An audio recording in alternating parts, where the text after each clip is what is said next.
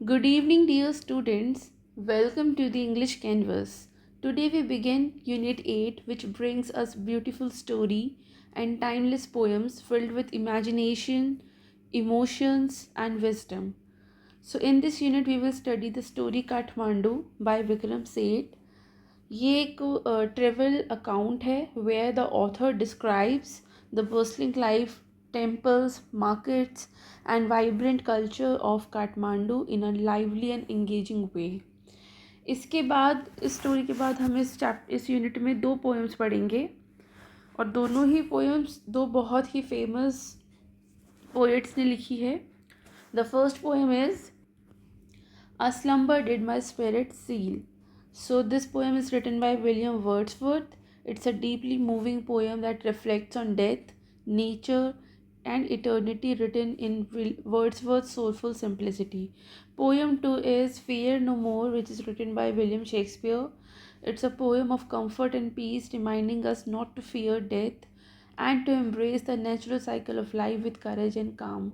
So, this unit will not only improve your English but also touch your heart with its profound thoughts and expression. और अगर आपको ये explanation अच्छा लगे, समझ में आए, आपको हेल्पफुल लगे तो don't forget to like this video, share it with your friends and classmates and subscribe to the channel to stay connected for more interesting lessons and explanations. So चलिए शुरू करते हैं यूनिट 8 जिसमें एक स्टोरी है काठमांडू. सो आपको ट्रैवलिंग पसंद है? अगर आपको पसंद है तो बताइए मुझे कमेंट सेक्शन में.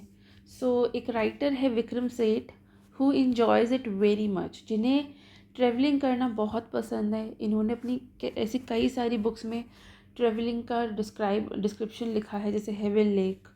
इस बुक में ही describes a long journey from China to India via Tibet and Nepal. आपने भी कुछ जगह जैसे सुनी होगी, जैसे अजमेर शरीफ, ये अजमेर में है राजस्थान में. मदुरई ये तमिलनाडु में है आई गेस. सांची ये मध्य प्रदेश में है. वाराणसी ये उत्तर प्रदेश में है. सारनाथ एंड हेलपेट, ऐसे और भी बहुत सारी जगह हैं और ये सारी जगह पिलग्रिमेजेस हैं. सो what do the surroundings of a holy place in your city look like? आपके अगर शहर में कोई होली प्लेस है तो आप कमेंट सेक्शन में बताइए कि वहाँ की सराउंडिंग्स कैसी है. So think about it as you read Vikram Seth description of Kathmandu. तो चलिए इस चैप्टर को, इस स्टोरी को लाइन बाय लाइन पढ़ते हैं और इसका डीप मीनिंग समझते हैं. ये स्टोरी फर्स्ट पर्सन नेरेटिव है. आई मतलब विक्रम सेठ बोल रहे हैं. I get a cheap room in the centre of the town, sleep for hours. The next morning with Mr. Shah's son and nephew, I visit the two temples in Kathmandu that are most sacred to Hindus and Buddhists. तो लेखक author जो हैं विक्रम सेठ, ये कहते हैं कि इनको एक बहुत ही सस्ता कमरा मिल गया था इन the centre of the town. मतलब शहर के बीचों बीच इन्हें एक बहुत ही चीप रूम मिल गया था, बहुत ही सस्ता कमरा मिला था और वहाँ ये कुछ घंटों तक सोते रहे. मतलब ये बहुत ही लंबी जर्नी के बाद थके हुए थे, इसलिए इन्हें आराम की ज़रूरत थी. अगली सुबह ये मिस्टर शाह के बेटे और उनके नेफ्यू, इनके भतीजे के साथ निकलते हैं और काठमांडू के दो बहुत ही सेक्रेड टेम्पल में जाते हैं. और ये सेक्रेड जो मंदिर है ये हिंदुओं के लिए और बुद्धिस्ट के लिए बहुत ही पवित्र माने जाते हैं. तो इसका मतलब ये हुआ कि जो ऑथर हैं ये धार्मिक और संस्कृत धरोहर को देखना चाहते हैं. जो हिंदूज और बुद्धिस्ट के लिए बहुत ही होली प्लेस है, ये उस मंदिर को देखना चाहते हैं. Right. At Pashupatinath outside which a sign proclaims entrance for the Hindus only, there is an atmosphere of febrile confusion. Febrile confusion का मतलब होता है हरिड एक्टिविटी, कंप्लीट chaos. वो सबसे पहले ये दो मंदिर जाने वाले हैं ना, ये दो मंदिरों की बात हुई थी. इसमें सबसे पहला मंदिर है पशुपतिनाथ मंदिर. ये वहाँ जाते हैं. मंदिर के बाहर एक बोर्ड लिखा था कि सिर्फ मतलब there is a sign that proclaims entrance for the Hindus only, कि इस मंदिर में सिर्फ हिंदू ही जा सकते हैं. तो वहाँ का जो माहौल था, मतलब एक तो ये साइन लगा हुआ है कि ठीक है मंदिर तो हिंदू लोग ही जाते हैं, लेकिन इस तरह से लिखा नहीं होता. और भी धर्मों के लोग मंदिरों में जा सकते हैं और जहाँ की हेरिटेज है जो मंदिर और जहाँ का कल्चरल जहाँ की कल्चरल बेसिस है, तो वहाँ तो सभी जा सकते हैं, देखने के पर्पज़ से भी जा सकते हैं। मतलब अगर किसी को हिंदू धर्म में बिलीव नहीं है या वो हिंदू धर्म से नहीं है, तो भी देखने के पर्पज़ से तो जा ही सकते हैं ना। लेकिन वहाँ लिखा था कि सिर्फ हिंदुओं के लिए एंट्री है। तो वहाँ का माहौल बहुत ही फर्बाइल कन्फ्यूजन वाला था। मतलब काफ़ी ना भीड़ भरा था और काफ़ी अजीब सा लगा उन्हें, अराजक सा लगा उन्हें। तो मतलब वहाँ एक साथ कई तरह के लोग थे और कई सारी एक्टिविटीज़ चल रही थी। Priest, hawkers, devotees, tourists, cows, monkeys, pigeons and dogs roam through the grounds. सो मंदिर के प्रेमिसेस में हर जगह कोई ना कोई था। जैसे पुजारी थे, हर जगह पुजारी थे, हॉकर्स थे, फेरी वाले जिन्हें हम कहते हैं, जो घूम घूम के सामान बेचते हैं, वो लोग थे। काउस थी, मंकीज़ थे, कबूतर थे और डॉग्स थे, जो सब इधर उधर घूम रहे थे। मतलब हर जगह पर मंदिर के प्रेमिसेस में ये सब लोग थे। मतलब ये जगह सिर्फ धार्मिक ही नहीं थी, बल्कि लोगों और जानवरों से भी भरी हुई थी, जिससे माहौल बहुत ही ज़िंदा और बहुत ही हलचल वाला लग रहा था। We offer a few flowers. तो लेखक और उनके जो दो साथ में थे, मिस्टर शाह का बेटा और उनका भतीजा, मतलब लेखक और उन दोनों लोगों ने मंदिर के लिए कुछ फूल लिए, मतलब हमने कुछ फूल अर्पित किए। दे आर सो मैनी, मतलब ये लोग पूजा में भी शामिल हुए हैं, इससे पता चलता है। They are so many worshippers that some people trying to get the priest attention are elbowed aside by others pushing their way to the front. तो वो ये कहते हैं कि वहाँ इतनी भीड़ थी कि लोग पुजारी का ध्यान खींचने के लिए एक दूसरे को धक्के दे रहे थे, एक दूसरे को वो एल्बो मार रहे थे, कोनी मार रहे थे। मतलब मंदिर में पूजा करने वालों की बहुत ज़्यादा भीड़ थी कि सब एक दूसरे को धक्का मुक्की कर रहे थे। A princess of the Nepalese royal house appears. Everyone bows and makes way. तभी क्या हुआ कि अचानक से नेपाल की एक रॉयल फैमिली थी, मतलब रॉयल हाउस था एक, वहाँ की एक राजकुमारी आ गई। मतलब princess of Napolis royal house appears, मतलब वहाँ अचानक से नेपोलिस रॉयल फैमिली की एक बेटी यानी कि राजकुमारी आ गई। सभी उसके आगे झुके, एवरीवन बोज एंड मेक्स वे, और उसके सम्मान में रास्ता देने के लिए साइड हो गए। मतलब वो जब राज परिवार की लड़की प्रिंसेस जब आई, तो सब उसके आगे झुके और सब उसको रास्ता देने लगे, मतलब उसको बहुत रेस्पेक्ट करने लगे। तो ये लाइन यहाँ बताती है कि वहाँ का जो ये रॉयल फैमिली है, उसकी बहुत रेस्पेक्ट थी, तभी तो ऐसे रास्ता दे रहे हैं उसको। By the main gate a party of saffron clad westerners struggle for permission to enter. अब मंदिर का जो मेन डोर था, वहाँ पर सेफ्रन कलर के कपड़े पहने हुए कुछ वेस्ट के लोग, मतलब फॉरेन के लोग, वेस्ट कंट्रीज से आए हुए लोग भी जो है मंदिर में आने की कोशिश कर रहे थे। मतलब मंदिर तो सिर्फ हिंदू लोगों के लिए, और ये वेस्ट के लोग तो जो अलग दिखते भी, वो तो हिंदू नहीं हो सकते ना। तो मंदिर के मेन डोर पर ये सैफरन कलर के, केसरिया कलर के, जो ये भगवा कलर होता है ना, उस कलर के कपड़े पहने हुए कुछ विदेशी लोग, कुछ वेस्टर्न लोग मंदिर में आने की कोशिश कर रहे थे। मतलब वो भी खुद को हिंदू साबित कर अंदर आना चाहते थे। मतलब वो भी कहते कि हमें आने दो। अब वो तो नहीं है हिंदू वैसे तो। So the policeman is not convinced that they are Hindus. Only Hindus are allowed to enter the temple. अब पुलिसमैन तो कन्विंस नहीं हुआ, पुलिस वाला तो मान ही नहीं रहा था कि वो लोग हिंदू हैं, सच में हिंदू हैं। क्योंकि हिंदू बेसिकली इंडियंस होते हैं, नेपलीज होते हैं। श्रीलंका में 2-4 होते होंगे, म्यांमार में होते होंगे कुछ लोग, 2-4% होते होंगे, श्रीलंका में होते होंगे। लेकिन वेस्ट के आए लोग हैं, वो तो क्रिश्चियन होते हैं या कोई और रिलीजन के होते होंगे।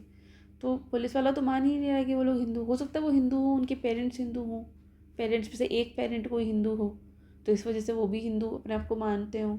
लेकिन पुलिस वाला नहीं मान रहा था कि वो लोग हिंदू हैं। और वहाँ के जो नियम थे, रूल्स थे, बहुत ही स्ट्रिक्ट थे कि सिर्फ हिंदू ही परिवार मतलब टेम्पल में आ सकते हैं। A fight breaks out between two monkeys. One chases the other, who jumps onto Shivalinga, then runs screaming around the temples and down to river, the holy Bhagmati that flows below.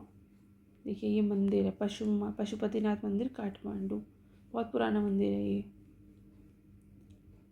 So basically क्या हुआ, अचानक से दो बंदरों के बीच में झगड़ा हो गया। एक बंदर दूसरे के पीछे भागता और दूसरा बंदर शिवलिंग पर कूद जाता। अब उन्हें तो नॉलेज नहीं है ना, वो तो कूदेंगे खेलेंगे। मतलब एक बंदर दूसरे के पीछे आता, दूसरा बंदर शिवलिंग पर कूद जाता, फिर जोर जोर से चिल्लाता हुआ मंदिरों के चारों ओर भागता। आखिरकार वो नीचे जाकर पवित्र बागमती नदी की ओर चला गया। मतलब वो जोर जोर से भाग रहे हैं, कूद रहे हैं, जोर से चिल्लाते हुए मंदिर के चारों ओर भाग रहे हैं बंदर दोनों। और लास्ट में नीचे जाकर जो ये होली रिवर है बागमती, उसकी ओर चला जाता है। मतलब धार्मिक माहौल के बीच भी वहाँ एक मज़ेदार सीन हो गया कि दो बंदरों की लड़ाई हो गई। ठीक है। ये जो नदी बह रही थी ना, ये बागमती नदी, ये वहाँ वहाँ भाग गया ये। A corpse is being cremated on its bank. The washerwomen are at their work and children bathe. तो क्या हुआ कि मंदिर के नीचे जो बागमती नदी बह रही थी, वहाँ ये बंदर आ गया। अब जब ये नदी के पास गया तो सब मतलब ऑथर का भी ध्यान नदी के पास गया। तो नदी के किनारे पर एक वो हो रहा था, एक क्रीमेशन हो रहा था, फ्यूनरल हो रहा था, मतलब एक लाश का दाह संस्कार हो रहा था। कुछ वॉशर विमेन जो है वो अपने कपड़े धो रही थी और बच्चे जो है वो नदी में नहा रहे थे। From a balcony a basket of flowers and leaves old offerings now wilted is dropped into the river. So क्या हुआ कि एक बालकनी से सूखे फूल पत्तों की टोकरी जो पुराने चढ़ावे थे नदी में फेंकी जा रही थी। मतलब नदी में एक बालकनी से सारे सूखे, मतलब मंदिर की बालकनी से सूखे हुए फूल और पत्तों की टोकरी जो पुरानी मतलब जो पुराने हो गए थे, जो फ्रेश नहीं थे फूल पत्ते, उनको नदी में फेंका जा रहा था। तो ये पूजा की परंपरा का हिस्सा भी इस नदी में उतर रहा था। ऐसे नहीं करना चाहिए, वैसे ऐसे नदी पोल्यूट होती है। चलिए आगे पढ़ते हैं। A small shrine half protrudes from the stone platform on the river bank. When it emerges fully, the goddess inside will escape, and the evil period of the Kalyug will end on earth. अब नदी किनारे पत्थर के platform पर एक छोटा सा मंदिर आधा बाहर निकला हुआ था। मतलब मंदिर जो है वो नदी के किनारे पर था, पत्थर के प्लेटफॉर्म पर एक छोटा सा मंदिर बना हुआ था जो आधा बाहर निकला हुआ था। और ऐसा माना जाता है, मतलब ऐसी मान्यता है उस जगह, उस मंदिर की, कि जब वो मंदिर पूरा बाहर आ जाएगा, मतलब वो मंदिर भी आधा बाहर है आधा अंदर की तरफ है, मतलब जो स्टोन प्लेटफॉर्म है ना रिवर बैंक में, वहाँ एक छोटा सा मंदिर निकला हुआ है। और ऐसा माना जाता है कि जब ये मंदिर पूरा का पूरा बाहर आ जाएगा तो अंदर की देवी जो है, मतलब मंदिर के अंदर एक देवी है, वो बाहर निकल जाएंगी। और जैसे देवी जो है बाहर निकलेगी तो कलयुग जो है, जो ईविल पीरियड चल रहा है ना कलयुग का, जो अभी का समय है, इसको कलयुग कहते हैं माइथोलॉजी में। तो कहते हैं कि जब पूरा मंदिर बाहर आ जाएगा तो अंदर की देवी भी बाहर आ जाएगी और यहीं पर कलयुग का अंत हो जाएगा। तो लोगों की आस्था इस जगह से काफ़ी जुड़ी हुई है देखा जाए तो, राइट। अब बौद्धनाथ स्तूपा मंदिर का सीन आ जाता है। एट द बौद्धनाथ, देखो ये तो था पशुपतिनाथ मंदिर का सीन, यहाँ तक ये जो गए थे ना यहाँ पर ये वाला मंदिर, इसमें आप में से कोई गया होगा तो उस जगह को पहचान जाएगा। अब आते हैं बौद्धनाथ स्तूपा मंदिर, वो ये है बौद्धनाथ स्तूपा काठमांडू। तो बौद्धनाथ स्तूपा मंदिर का सीन आता है। At the Boudhanath stupa the Buddhist shrine of Kathmandu there is in contrast a sense of stillness. तो अब लेखक यहाँ पे बौद्धनाथ स्तूपा जाते हैं। यहाँ का माहौल बिल्कुल अलग था, ये बहुत शांत और स्थिर था। जो पहले वाला मंदिर था वो हिंदू मंदिर था, वहाँ लोग भी बहुत ज़्यादा थे, वहाँ शोर भी बहुत हो रहा था। लेकिन अब जो ये मंदिर जो ये आए हैं, स्तूपा आए हैं, ये बुद्धिस्ट स्तूपा है, बुद्धिस्ट श्राइन है काठमांडू की। यहाँ का माहौल एकदम अलग है, यहाँ पर बहुत ही शांति है और बहुत ही स्थिरता है, स्टिलनेस है बहुत ज़्यादा, राइट। मतलब पशुपतिनाथ में भीड़ भाड़ भी यहाँ पे नहीं है, और वहाँ पे भीड़ भाड़ थी तो इसलिए शोर भी था। यहाँ भीड़ भाड़ नहीं है तो यहाँ शांति भी है, मतलब बिल्कुल ऑपोजिट एनवायरनमेंट है यहाँ का। Its immense white dome is ringed by a road. Small shops stand on its outer edge. Many of these are owned by Tibetan immigrants. Felt bags, Tibetan prints, silver jewelry can be bought here. So stupa की बड़ी सी सफ़ेद जो ये डूम है, इसमें देखते हैं photo में, यहाँ फ़ोटो ये रहा, ये वाला जो हिस्सा, ये वाला, ये जो डूम, और देखो ये आइज़ बनी हुई है मंदिर की, और ये नोज़ बनी हुई है, ठीक है, अब दिख जाएगा अभी। तो देखो ये जो डूम है सॉरी, इसकी बात हो रही है कि स्तूपा की एक बड़ी सी सफ़ेद डूम है, जिसके चारों ओर ना सड़क बनी हुई है। देखो लोग चल भी रहे हैं, ये चल रहे, तो एक दो दो लोग यहाँ चल रहे हैं। तो एक सड़क सी बनी, एक रोड टाइप बना हुआ है। मतलब ये जो इसकी जो बड़ी सी वाइट डूम है ना, इसके चारों तरफ रोड है। मतलब ये मंदिर इतना ही है, ये मंदिर अंदर होगा, इसके अंदर रोड है, मतलब बाहर रोड है और लोग इस पर चलते भी हैं, राइट। तो बाहर जो है रोड की दूसरी तरफ, मतलब ये जो रोड है जहाँ लोग चल रहे हैं, वहाँ उसके बाहर छोटी छोटी दुकानें हैं जो ज़्यादातर तिब्बतन लोगों की है। वहाँ से फेल्ट बैग लिए जा सकते हैं, मतलब ये वहाँ बेचते हैं लोग। Felt bag, Tibetan prints, silver jewellery, वहाँ से मतलब वहाँ पर ख़रीदे जा सकते हैं, ठीक है। मतलब यहाँ पर धर्म के साथ साथ तिब्बत संस्कृति का भी, तिब्बत कल्चर का भी रंग झलकता है, राइट।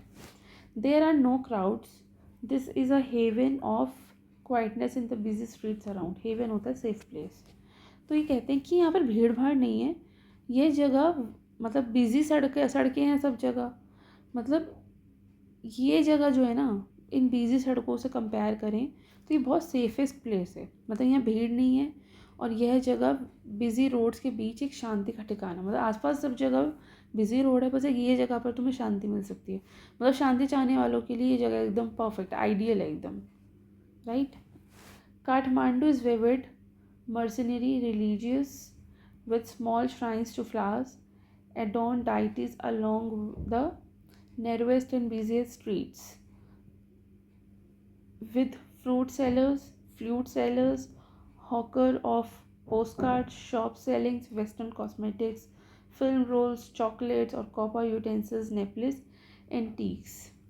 तो ये कहते हैं कि काठमांडू ना बहुत ही विविड है, मतलब बहुत वैरायटी है, मर्सिनरी है, मतलब बिजनेस व्यवसायिक है, रिलीजियस भी है। और यहाँ की जो मतलब यहाँ पे स्मॉल श्राइन्स हैं जिसमें लोग मतलब देवियों को, देवी है वहाँ पर, डिटीज़ हैं वहाँ पर लोग फूल उन पर अर्पित करते हैं। और ये जो सब जगह है, मतलब छोटे छोटे मंदिर जो हैं, ये जो धार्मिक जगह है, यहाँ की जो छोटी छोटी गलियाँ हैं, वो बहुत भीड़ भाड़ी, मतलब बहुत ही तंग हैं, बहुत ही नैरो हैं, और बहुत ही भीड़ भाड़ है, बहुत ही बिजीएस्ट है, ठीक है। मतलब बहुत भीड़ रहती है, और तंग और भीड़ भाड़ी वाली गलियों में भी फूल से सजे देवताओं के छोटे छोटे मंदिर मिल जाते हैं। मतलब यहाँ की जो गलियाँ हैं वहाँ पर बहुत ही कम स्पेस है, बहुत ही नैरो गलियाँ हैं, बहुत ही छोटी गलियाँ हैं, बहुत भीड़ रहती है उन गलियों में। स्टिल वहाँ पे उन छोटी छोटी गलियों में, तंग गलियों में छोटे छोटे देवी देवताओं के मंदिर हैं जो फूलों से सजे रहते हैं। और वहाँ पर सड़कों पर कई सारी छोटी छोटी दुकानें हैं जहाँ पर फ्रूट्स मिलते हैं, फ्लूट, बांसुरी मिलती है। मतलब यहाँ पर तुम्हें फ्रूट सेलर्स मिल जाएंगे इन बिजी स्ट्रीट्स पर। मतलब मंदिरों के साथ साथ तुमको फ्रूट सेलर्स मिल जाएंगे, बांसुरी बेचने वाले मिल जाएंगे, पोस्ट कार्ड के हॉकर्स मिल जाएंगे, और जो शॉप्स वेस्टर्न कॉस्मेटिक्स बेचती हैं, फिल्म रोल्स बेचती है, चॉकलेट्स बेचती है, वो भी शॉप्स यहाँ पर हैं। कॉपर के बर्तन मिल जाएंगे, और नेपाल की एंटिक्स, मतलब वो जो पुरानी चीज़ें होती है ना, वो सब भी मिल जाएगी। मतलब यहाँ पर हर तरह की मार्केट है, और यहाँ पे हर तरह की लाइफस्टाइल भी है, और जीवन शैली भी मौजूद है। Film songs blare out from the radios, car horn sound, bicycle bell rings, stray cows low questioningly at motorcycles, and vendors shout out their wares। अब क्या है कि यहाँ का जो एनवायरनमेंट है वो काफ़ी लाइवली है। रेडियो से फिल्मों के गाने बज रहे हैं, कार के हॉर्न्स और साइकिल्स की घंटियों की आवाज़ें आ रही हैं, स्ट्रे काउज है, मतलब गलियों में घूमने वाली गायें हैं, ठीक है, गायें वगैरह हो रही हैं, और वो मोटरसाइकिल्स को देख के धीरे धीरे रंभा रही हैं, मतलब धीरे धीरे आवाज़ कर रही हैं वो मोटरसाइकिल्स को देख देख के। वेंडर्स जो हैं वो अपनी चीज़ें बेचने के लिए ज़ोर ज़ोर से आवाज़ें निकाल रहे हैं। तो काठमांडू का जो जीवन है वो काफ़ी इंटरेस्टिंग है, काफ़ी लाइवली है। चलिए आगे पढ़ते हैं। I indulge my self mindlessly, मैंने भी खुद को माइंडलेसली इस चीज़ में इंडल्ज कर दिया। सो ऑथर कहते हैं कि उन्होंने भी कुछ की, मतलब वो भी इंडल्ज हो गए इसमें, और बिना सोचे उन्होंने कुछ चीज़ें खरीद ली। जैसे उन्होंने क्या क्या खरीदा। Buy a bar of marzipan. Marzipan basically एक स्वीट होती है जो कि ग्रेटेड आमंड से बनाई जाती है। तो इन्होंने बिना सोचे समझे मार्जीपैन जो कि बादाम से बनी मिठाई वो खरीदी। A corn on the cob roasted with charcoal brazier on the pavement. इन्होंने एक भुट्टा होता है ना, वो खरीदा जो कि जिसमें नमक, मिर्च पाउडर और नींबू लगा हुआ था। Rubbed with salt, chilli powder, lemon. इन्होंने वो खरीदा, भुट्टा खरीद लिया इन्होंने। वो मतलब रोस्टेड था। Corn on the cob roasted in a charcoal brazier. Charcoal brazier मतलब ओपन स्टोव पर, पेवमेंट में मतलब गली में ओपन स्टोव पर चारकोल में, मतलब चारकोल्स होते हैं ना, उसमें इसको रोस्ट किया जा रहा था, उस कॉर्न को, भुट्टे को, और फिर उसके ऊपर नमक, चिली पाउडर और लेमन लगाकर रब करके उस पर दे रहे थे। इन्होंने वो ख़रीद लिया। और इन्होंने a couple of love story comics, इन्होंने एक बुक मतलब लव स्टोरी कॉमिक्स ख़रीद ली। ठीक है, वो बुक ख़रीद ली इन्होंने 2-3। और साथ साथ इन्होंने एक रीडर्स डाइजेस्ट भी ख़रीदा। तो इसके बाद वो सब कुछ ख़रीद रहे थे, मतलब इसके बाद वह सब कुछ वो मतलब all this I was down with Coca Cola and a nauseating orange drink and feel much the better for it. मतलब इतना सब कुछ ख़रीदने के बाद इन्होंने कुछ कोका कोला ख़रीदा, एक बहुत ही अजीब से टेस्ट वाला, नो सीटिंग मतलब बहुत ही सिकनिंग सा, बहुत ही अजीब से टेस्ट वाला ऑरेंज ड्रिंक को पिया, उसको निगला, फिर भी उन्हें अच्छा सा लगा। मतलब वो पूरी तरह से किसी टूरिस्ट की तरह इंजॉय कर रहे थे तंग गलियों को, वहाँ की कल्चर को, नेपाल के, काठमांडू के basically. I consider what route I should take back home if I were propelled by enthusiasm for travel per se. I would go by bus and train to Patna, then sail up the Ganges past Banaras to Allahabad, then up to the Yamuna past Agra to um Delhi. But I am too exhausted and homesick. Today is the last day of August. Go home, and I tell myself, move directly towards home. I enter a Nepal Airlines office and buy a ticket for tomorrow's flight. अब लेखक सोचते हैं कि वो उन्हें कौन सा रास्ता लेना चाहिए घर जाने के लिए।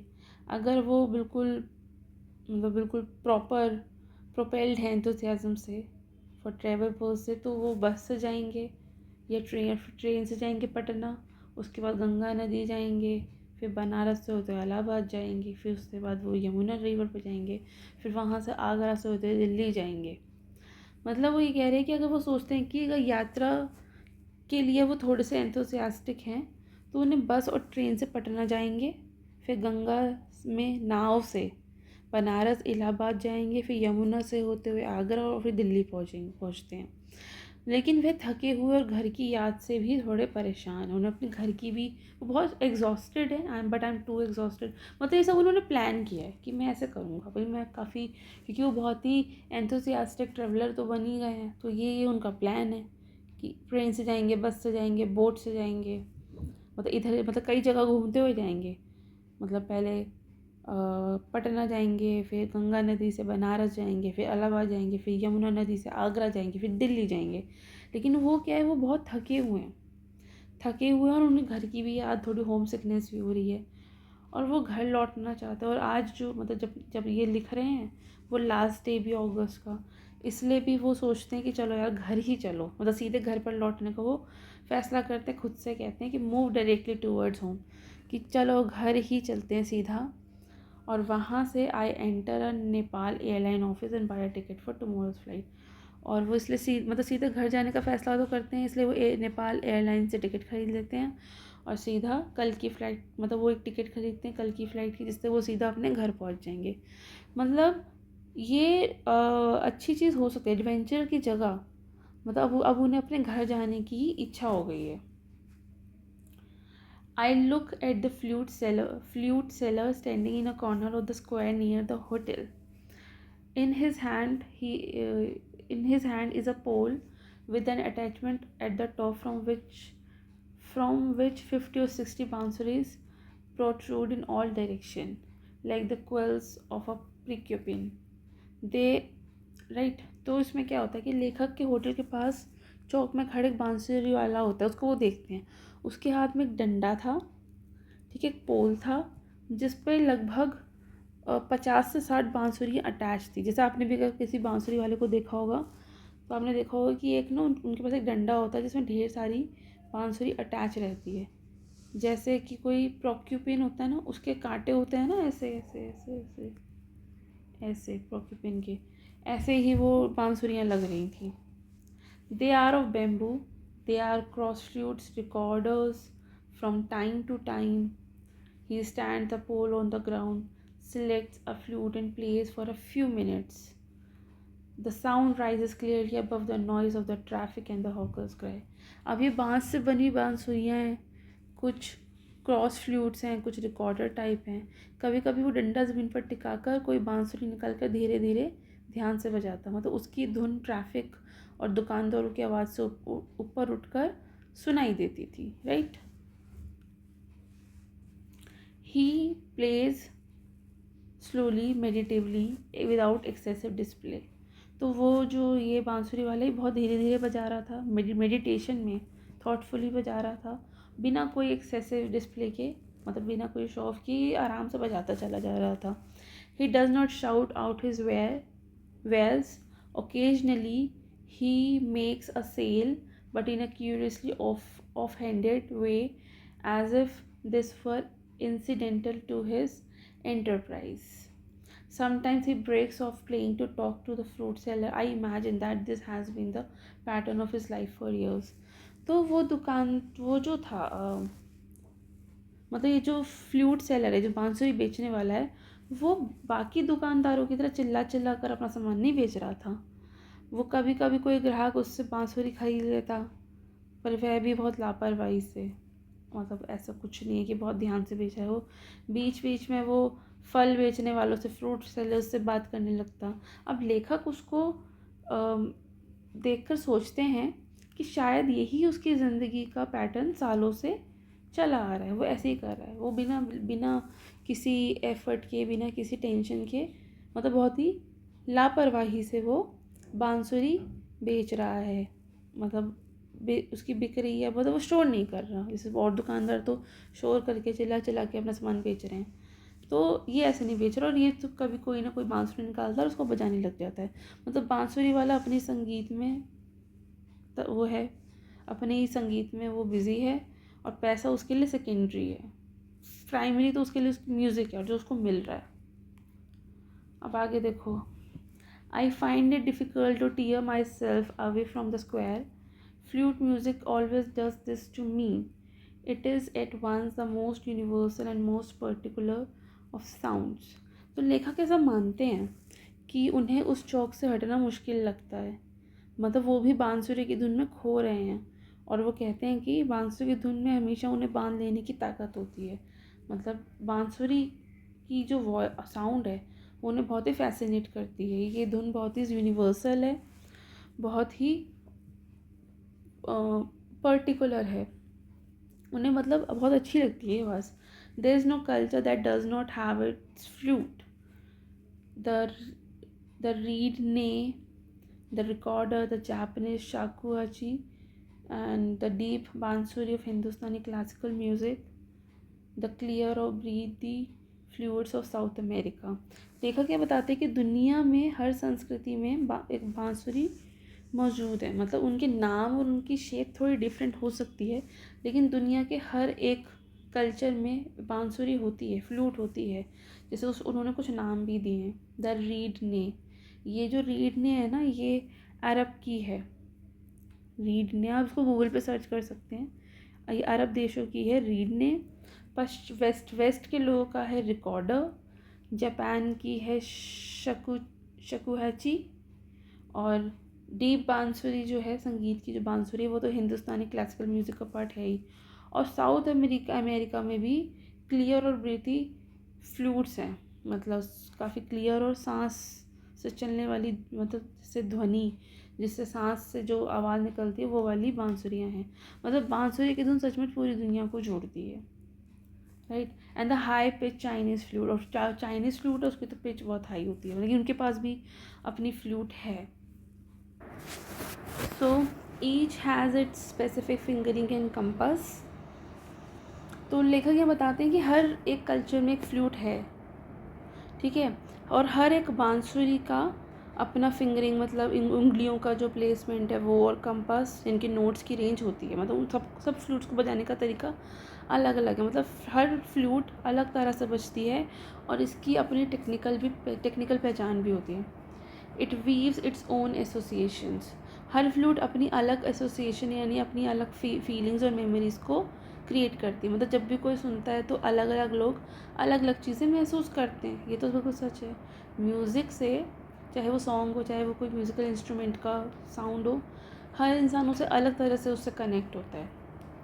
Yet to hear any flute is, it seems to me, to be drawn into commonality of all mankind, to be moved by music closest in its phrases and sentences to the human voice। वो कहते हैं कि फिर भी, मतलब हर किसी की बांसुरी अलग है, हर कोई अलग तरह से कनेक्ट करता है, फिर भी लेखक को लगता है कि हर फ्लूट की धुन हमें ह्यूमन इमोशंस और यूनिवर्सल कनेक्शन से जोड़ती है। फ्लूट की जो वॉइस होती है, मतलब जो इंसानी वॉइस होती है, मतलब ह्यूमन वॉइस जो होती है, मतलब फ्लूट की जो वॉइस होती है ना, वो ह्यूमन वॉइस जैसी होती है। इसका मतलब ये हुआ कि फ्लूट म्यूज़िक हर इंसान में कुछ एक जैसा, मतलब इक्वल एक्सपीरियंस और इमोशंस को जगाता है। Its motive force too is living breath, it too needs to pause and breathe before it can go on. वो कहते हैं कि बांसुरी बजाने की एनर्जी सांस, मतलब ब्रीदिंग पर डिपेंड होती है।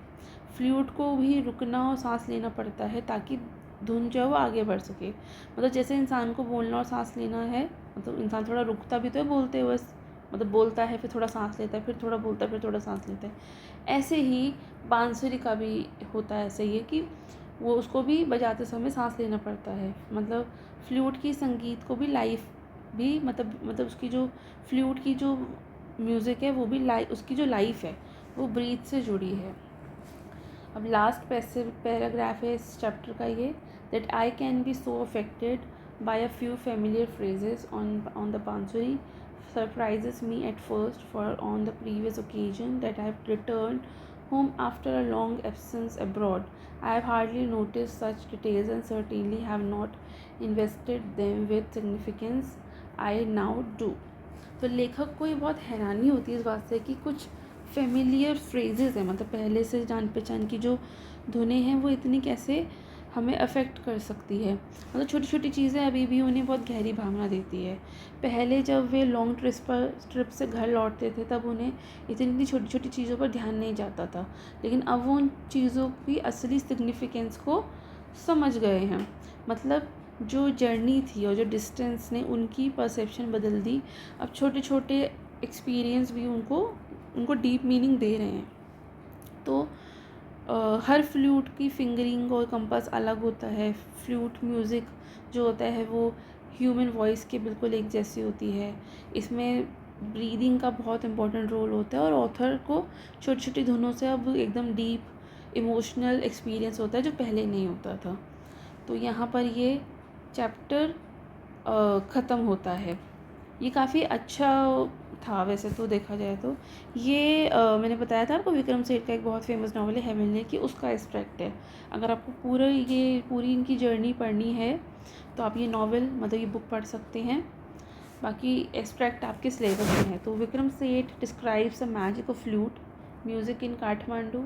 इन्होंने ऑब्ज़र्व किया कि हर कल्चर में एक अलग फ्लूट है और उनका अलग तरीका है। और विक्रम सेठ बहुत ही सरप्राइज थे कि कितना वो, मतलब बांसुरी के फ्रेज से वो कितने ज़्यादा अफेक्ट हो गए। पहले जब वो घर लौटते थे तो इतनी डिटेल में वो चीज़ों को नोटिस नहीं करते थे, लेकिन अब करते हैं।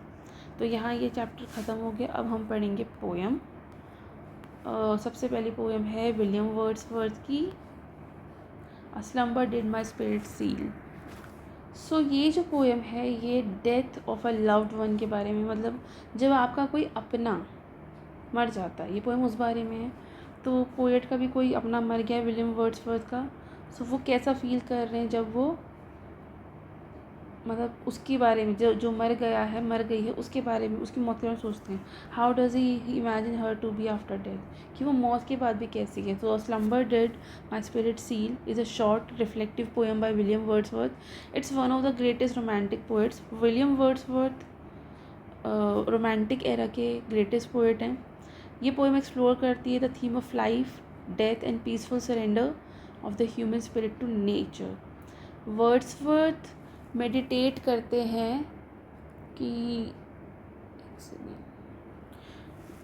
मेडिटेट करते हैं on the death of a loved one, describing how death transforms the beauty human body into part of the earth's eternal cycle while the spirit remains calm and undisturbed।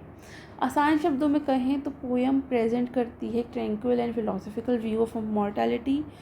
Show करती है कि कैसे इंसान जो है उसको डर लगता है, उसका जो डर है वो गायब हो जाता है, and life emerges with natural world. Its concise and serene tone captures the romantic fascinating with nature, time and human emotion.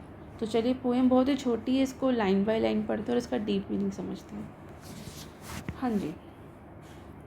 A slumber did my spirit seal, I had no human fear. तो यहाँ पे Wordsworth कहते हैं कि उनकी जो spirit है, उनकी जो सोल है, वो एक नींद में बंद हो गई थी, यानी एक तरह की शांति और उनको सेफ्टी का फील हो रहा है।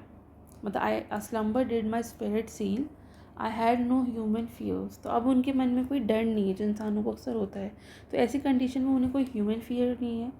मतलब ये कह रहे हैं कि लाइफ और डेथ की मतलब ये वास्तविकता, उसका नेचर से पहले वह शांति और मतलब वो काफ़ी शांत हो गए, क्योंकि वो समझ गए हैं कि जो डेथ है वो रियलिटी है।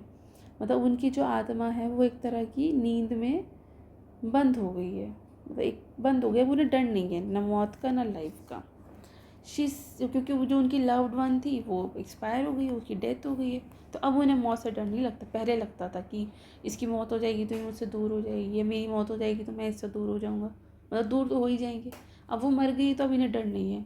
She seemed a thing that could not feel the touch of earthly years.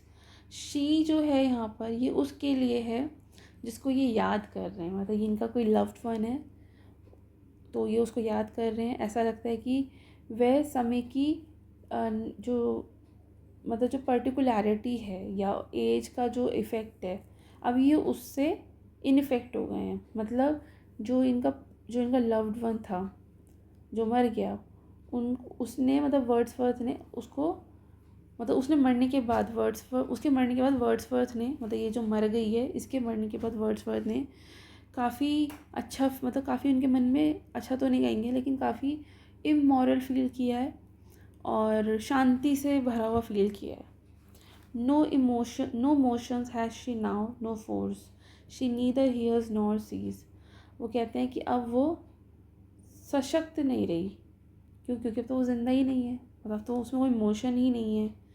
ना वो सुन सकती है ना वो देख सकती है। शी नीदर हियर्स और नॉर सीज, मतलब वो उसमें कोई फोर्स नहीं है और वो कुछ मूवमेंट नहीं कर सकती, ना वो सुन सकती ना वो देख सकती। इसका मतलब ये कि मौत के बाद, डेथ के बाद जो बॉडी है वो इनएक्टिव हो जाती है और दुनिया की कोई चीज़ उसे इफ़ेक्ट कर ही नहीं सकती। अब जो इंसान मर गया, ना उसे कोई बीमारी होगी, ना उसे कोई पेन होगा, ना उसकी लाइफ में कोई दुख आएगा, ना उसे अपने करियर की चिंता होगी, मतलब कुछ भी तो नहीं है। अब सारी दुनिया भर की जो टेंशन है वो ख़त्म हो गई। अब कहते हैं आगे, rolled round in earth's diurnal course with rocks and stones and tree. मतलब पृथ्वी, मतलब उनका जो शरीर है वो धरती के नेचुरल जो ये राउंड है ना में शामिल हो गया है, जो नेचुरल साइकिल है इसमें शामिल हो गया है। रॉक्स, पत्थर, पत्थर जो होते हैं, रॉक्स, स्टोन्स एंड ट्रीज़, इनके साथ मतलब मौत के बाद जो इंसान है उसका जो शरीर है वो नेचर का हिस्सा बन जाता है और आत्मा जो होता है उसे शांति मिल जाती है। तो ये पोएम इतनी ही थी। यहाँ पर वर्ड्सवर्थ ने डेथ और लाइफ का एक बहुत ही पीसफुल विजन प्रेजेंट किया गया है। पहले उनकी जो सोल थी वो डरी हुई थी और मतलब अशांत थी, लेकिन अब उनकी जो लव्ड वन थी वो मर गई है, तो अब उनके अंदर कोई डर नहीं है मौत का और वो शांत हो गए हैं। और उनके इस लव्ड वन की डेथ के बाद मतलब उन्हें पता है कि अब वो ना वो देखेगी ना सुनेगी, सिर्फ उसका शरीर यहाँ रह गया और वो उसका भी फ्यूनरल हो जाएगा, तो वो शरीर भी धरती का हिस्सा बन जाएगा। तो पोयम का मुख्य मेन जो पॉइंट है वो ये है, peace, natural cycle and acceptance of death. तो यहाँ पे ख़त्म हो गया है। ठीक है, अब दूसरी पोएम पढ़ते हैं। सो फियर नो मोर भी एक बहुत अच्छी पोएम है। ये विलियम शेक्सपियर की एक लिरिकल पोएम है। लिरिकल पोएम बेसिकली होती है सॉन्ग लाइक पोएम जो मॉर्टैलिटी और डेथ को एक्सेप्टेंस पर फोकस करती है। ये भी डेथ के ऊपर ही है। सो ये पोएम उनका एक प्ले था सिम्बलिन, उससे ली गई है। और ये एक एलेजी है, मतलब एलेजी होता है एक मॉर्नफुल सॉन्ग, उसकी तरह ही लिखी गई है। पोएम में शेक्सपियर कहते हैं कि जो लाइफ है उसकी चिंता और दुख को छोड़ दो और डेथ को एक नेचुरल और एक इनएविटेबल प्रोसेस के रूप में एक्सेप्ट कर लो। ये पोएम लाइफ, डेथ, पीस और इटर्नल रेस्ट की थीम को हाईलाइट करती है। टोन काफ़ी सूदिंग है और कंफर्ट है, जैसे किसी को शांति से रेस्ट लेने के लिए इनकरेज किया जा रहा है। तो चलिए पोएम को लाइन बाय लाइन पढ़ते हैं और इसका डीप मीनिंग समझते हैं। Fear no more the heat or the sun, nor the furious winter's rage. Shakespeare कहते हैं कि सूरज की गर्मी यानी कि हीट जो है सन की, या फिर सर्दियों का गुस्सा, मतलब सूरज की गर्मी या सर्दियों गुस्सा, अब उससे डरने की कोई बात नहीं है। अब मतलब चाहे सूरज कितना ही गुस्सा हो के हीट दे दे हमें, चाहे ठंड कितनी ठंड मतलब गुस्सा हो के हमें एकदम ठंड दे दे, लेकिन अब डरने वाली बात नहीं है। मतलब लाइफ की नेचुरल डिफ़िकल्टीज़ और हार्श कंडीशंस अब मैटर नहीं करती, क्योंकि डेथ सबको इक्वल और फ्री बनाती है। आप जब मर जाते हैं तो ठंड, सर्दी, गर्मी, बारिश, किसी चीज़ से कोई फ़र्क नहीं पड़ता। तो भाई वो समझ गए हैं कि कोई फ़र्क नहीं पड़ता, तो अब उन्हें डर भी नहीं लगता। Thou thy worldly task has turn, home art gone, taken thy wages. देखिए इसका मतलब होता है दाओ और दाय का योर, और दाओ का मतलब यू होता है और दाई का मतलब होता है हैज़। जो ये सब ना अर्काइक वे हैं लिखने का, हैज़ होता है इसका मतलब, ठीक है। और ये आर्ट जो होता है ना, इसका मतलब होता है आर, ठीक है। तो वो कह रहे हैं कि जो इंसान ने अपनी लाइफ का काम मतलब वर्ल्डली टास्क कंप्लीट कर लिए, अब वो अपने घर जा चुका है और अपनी मेहनत का रिवॉर्ड यानी कि वेजेस ले चुका है, उसको मेहनत का वेजेस मिल चुका है। मतलब डेथ एक तरह का रिवॉर्ड है और रेस्ट है जो हर काम और एफर्ट के बाद मिलता है। आप इस दुनिया में जिस काम के लिए आए हैं ना, जब तक आपके हाथों से वो काम हो नहीं जाएगा तब तक आपको डेथ नहीं मिलेगी। डेथ को आप बुरा मत समझो, मतलब ये पोएट कह रहे हैं कि डेथ को बुरा मत समझो, ये आप समझो कि डेथ जो है ना वो आपको आपके एक्चुअल घर लेके जा रही है। आपने अपने जीवन में जितनी मेहनत की है, जो आपका मोटिव था, ये काम आपको करने हैं, आपने उस मोटिव था आपका, अब वो जो डेथ, अब आपने अपने हिस्से के सारे काम कर लिए तो आपको रिवॉर्ड मिलेगा। मतलब अगर आपकी लाइफ में 12 काम करने लिखे थे, आपने 12 के 12 कर लिए अपनी लाइफ में, तो जिस दिन आपने अपना आखिरी काम ख़त्म कर दिया, अब उस दिन अब आपको मिलेगा रिवॉर्ड। और रिवॉर्ड कैसे मिलेगा? डेथ आपको इस दुनिया से, जो कि क्योस से, टेंशन से, बीमारियों से भरी पड़ी है, यहाँ से आपको लेके जाएगी आपके एक्चुअल घर में और वहाँ आप करोगे रेस्ट। तो ये एक तरह का रिवॉर्ड है, मतलब डेथ एक तरह का रिवॉर्ड है और रेस्ट है जो हर काम और एफर्ट के बाद मिलता है। Golden lads and girls all must as chimney sweepers come to dust. वो कहते हैं कि हर कोई, चाहे वो रिच हो, मतलब गोल्डन लैड्स हो यानी कि रिच हो, गोल्डन लैड्स एंड गर्ल्स यानी कि जो बहुत अमीर लोग हैं, चाहे कोई बहुत ही अमीर हो, गोल्डन लैड्स एंड गर्ल्स मतलब अमीर लड़के लड़कियां हो, या कोई पुअर चिमनी स्वीपर हो जो डस्ट में ही मिलता है ना, मतलब चाहे कोई अमीर हो चाहे गरीब हो, सबका एक ही एंड है, मतलब सबको एक ही जगह आना है, डस्ट में। सबको डस्ट ही मिलती है, मतलब सबको मिट्टी में दबा के फ्यूनरल किया जाता है ना, या जलाया जाता है। खैर ये तो जहाँ जिन्होंने ये पोएम लिखी है वो लोग तो दबाते हैं। तो इसलिए वो कह रहे हैं कि चाहे आप अमीर हो, चाहे आप कोई चिमनी स्वीपर गरीब हो, सबको डस्ट में मिलना है, मतलब सबकी डेथ जो है एक ही है, सबको एक दिन मरना है, सबका एंड एक ही है। सो डेथ जो है वो ग्रेट इक्वलाइज़र है, सब इंसान के लिए इनएविटेबल, और किसी को नहीं छोड़ती है, सबको इक्वल कर देती है। इस दुनिया में आप ऊपर नीचे, कम ज़्यादा, अमीर गरीब, सुंदर बदसूरत, काले गोरे, लंबे छोटे मोटे, कैसे भी हो सकते हैं, लेकिन डेथ के आगे आप सब एक ही हैं।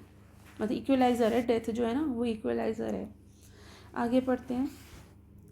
Fear no more the frown of the great, the art past the tyrant stroke.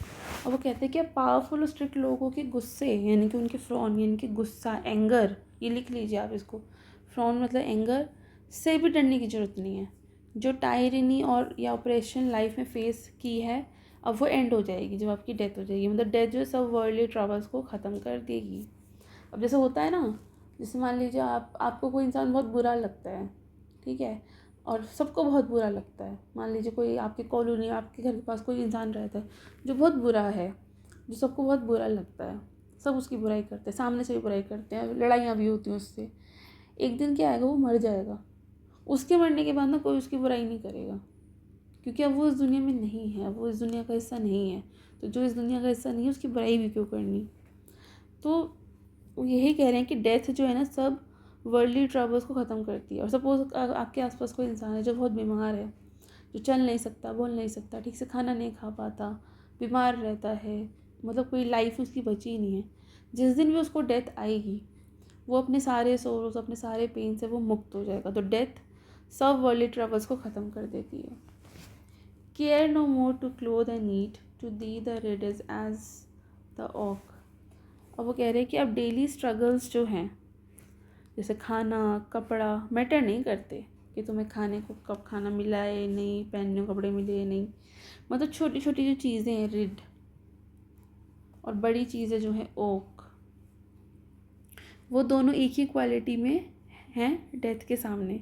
मतलब वर्ल्डली स्टेटस, साइज़, इन चीज़ों का डेथ में कोई,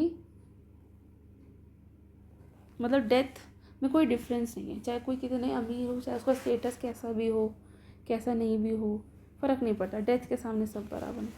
the sceptre learning physic must all follow this and come to dust. वो कहते हैं कि इसका मतलब होता है पावर, इसका मतलब होता है नॉलेज। अभी लिख लीजिए, पावर, नॉलेज, मेडिसिन, फिजिक, सबको फॉलो करना पड़ता है डेथ को, और सबको एक दिन मिट्टी में मिलना पड़ता है, ठीक है। मतलब death is inevitable for everyone regardless of fame, wealth और नॉलेज। ऐसा नहीं है कि आप बहुत पढ़े लिखे हैं तो आपकी डेथ नहीं होगी, या आपको कुछ कंसेशन मिलेगा, आपकी डेथ होगी। या आप बिल्कुल अनपढ़ हैं तो आपकी डेथ नहीं होगी, या वो जल्दी हो जाएगी, नहीं, ऐसा नहीं है। सो यहाँ पर शेक्सपियर ने इनकरेज किया है, अब तक हमने जो ये 2 स्टेंजा पढ़े, कि जो हर इंसान है, मतलब वो कहते हैं कि आप कोई भी हो, चाहे आप गरीब हो, अमीर हो, यंग हो, ओल्ड हो, हम सबको एक दिन मरना है, डस्ट में मिलना है। तो वो हमें इनकरेज कर रहे हैं कि आप डेथ को एक्सेप्ट करो। डेथ सब वर्ल्डली स्ट्रगल्स को एंड करती है और इक्वलाइज कर देती है। इस पोएम का टोन बहुत काम है, कंफर्टिंग है, फिलोसफिकल है, और रीडर्स को फियर और वरी से फ्री करने वाला है, राइट। चलिए आगे पढ़ते हैं। अच्छा, ये भी पोएम ज़्यादा बड़ी तो नहीं थी, मैंने सोचा ये ज़्यादा बड़ी है। चलिए लास्ट पैसेज पढ़ते हैं इसका, स्टेंजा पढ़ते हैं, तीसरा। Fear no more the lightning flash, right. Shakespeare कहते हैं कि अब बिजली के जो झटके होते हैं, लाइटनिंग फ्लैश जो है, उससे भी डरने की कोई ज़रूरत नहीं है। मतलब कोई भी सडन नेचुरल डेंजर से डरने की कोई ज़रूरत नहीं, किसी लाइटनिंग फ्लैश से डरने की ज़रूरत नहीं है। मतलब वो कह रहे हैं कि डेथ के सामने कोई नेचुरल फियर मैटर नहीं करता। डेथ तो सबसे बड़ी है ना। आपके ऊपर बिजली गिर गई, या बाढ़ नदी में डूब गए, या कुछ भी हो गया, अगर आपकी डेथ नहीं हुई तो वो सब चीज़ें कम है। कहते हैं ना कि ज़्यादा से ज़्यादा क्या हो जाएगा, मर जाएंगे, मतलब मरने से ज़्यादा क्या होगा, कुछ भी नहीं होगा। तो वही बात है कि अब तुम डेथ को तुम जब एक्सेप्ट कर चुकी हो ना, तो छोटी छोटी चीज़ों से डरना बंद करो। Nor the all dreaded thunder stone वो कह रहे हैं कि गरजने वाले क्लाउड्स जो थंडर स्टोन है, ऑल ड्रेडेड थंडर स्टोन मतलब जो गरजने वाले जो बादल हैं और आकाश से गिरने वाले जो स्टोन है, मतलब all dreaded thunder and stone, यानी कि जो गरजने वाले क्लाउड्स हैं और आकाश से गिरने वाले जो स्टोन है, थंडर स्टोन है, उनका उनसे भी मत डरो, उनका भी डर नहीं है। मतलब किसी भी नेचुरल क्लेमिटी और डेंजर का डर, जो डेंजर का डर है वो मीनिंगलेस है। Fear not slender censure rash, वो कहते हैं कि अब किसी अफवाह, गॉसिप, अनफेयर क्रिटिसिज्म से भी डरने की ज़रूरत नहीं है। मतलब डेथ्स ऑफ सोशल और वर्ल्डली प्रॉब्लम्स को इररिलेवेंट कर देती है। दाउ हैज़ फिनिश जॉय एंड मोर्न, वो कहते हैं कि इंसान अपनी लाइफ की हैप्पीनेस और सोरो पूरी कर चुका है, मतलब लाइफ का इमोशनल साइकिल भी कंप्लीट हो गया। All lovers young and all lovers must consign to thee and come to dust, वो कहते हैं कि सभी यंग और सभी ओल्ड लवर्स को भी डेथ का सामना करना पड़ता है। सबको अर्थ यानी कि डस्ट में लौटना पड़ेगा। डेथ जो है वो इनएविटेबल है हर किसी के लिए, regardless of their age, love and passion, right. तो डेथ सब फियर्स को ख़त्म कर देती है, नेचुरल डिज़ास्टर हो चाहे सोशल क्रिटिसिज्म हो, emotional joys and sorrow, death से ऊपर कुछ नहीं है। सभी लोगों को आखिरकार डस्ट में लौटना पड़ता है। टोन बहुत ही कंफर्टिंग है, यूनिवर्सल एक्सेप्टेंस ऑफ मॉर्टैलिटी को रिप्रेजेंट करती है, राइट। सो यहाँ ये यूनिट भी ख़त्म होती है। ये यूनिट बहुत अच्छा था। इसमें हमने पहले काठमांडू के 2 टेम्पल्स के बारे में पढ़ा जो कि विक्रम सेठ ने लिखा था। ऑथर काठमांडू के विविड और कल्चरल एक्सपीरियंस को डिस्क्राइब करते हैं। पशुपतिनाथ और बौद्धनाथ स्तूपा जैसे सेक्रेड साइट्स का रिलीजियस और स्पिरिचुअल एटमॉस्फेयर देखकर वो काफ़ी ज़्यादा इम्प्रेस हो जाते हैं, ठीक है। मतलब उन्होंने अपनी राइटिंग में इसको दिखाया है। काठमांडू की गलियाँ, वहाँ की मर्सनरी, कलरफुल बिजी लाइफ और hawkers, shops, food stalls, flutes और लोकल इंट्रैक्शन डिटेल में उन्होंने दिया है। विक्रम सेठ को सिंपल एवरीडे एक्सपीरियंस और फ्लूट म्यूज़िक से डीप इमोशनल कनेक्शन होता है, जो कि जिससे वो खुद भी हैरान है।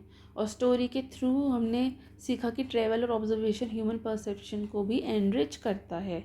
उसके बाद हमने 2 पोएम्स पढ़ी। पहली पोएम थी a slumber did my spirit seal by William Wordsworth. इसका थीम था death, peace and nature's eternal cycle. Wordsworth कहते हैं कि डेथ से पहले शांति होती है और डेथ के बाद ह्यूमन बॉडी अर्थ का हिस्सा बन जाता है।